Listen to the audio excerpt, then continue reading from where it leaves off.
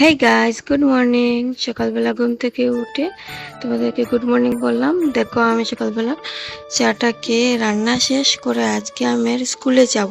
আজকে মেয়ের স্কুলে র্যাম্প শো। তো ও স্কুলের মধ্যে ফার্স্ট পার্টিসিপেট করলো, আর ও স্কুলে অ্যাডমিশন নেওয়ার পরে ফার্স্টই প্রোগ্রাম ছিল।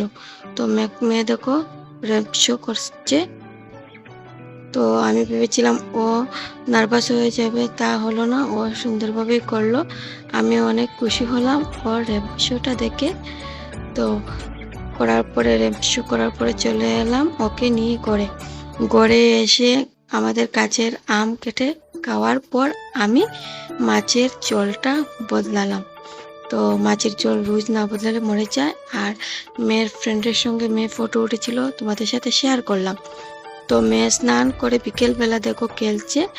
তো ও খেলছে বিকেলবেলা, কি বলবো, দুটোর সময় খেলছে ও। আর আমি এইদিকে দুপুরবেলা রান্নাটা করলাম মাছের ঝোল ঝিঙ্গে দিয়ে আলু দিয়ে। তো রান্না করে একটু ঘুমলাম, ঘুম থেকে উঠে আমি চলে গেলাম মোমো খেতে। আমি আমার মেয়ে খাওয়ার পর ঘরে চলে এলাম।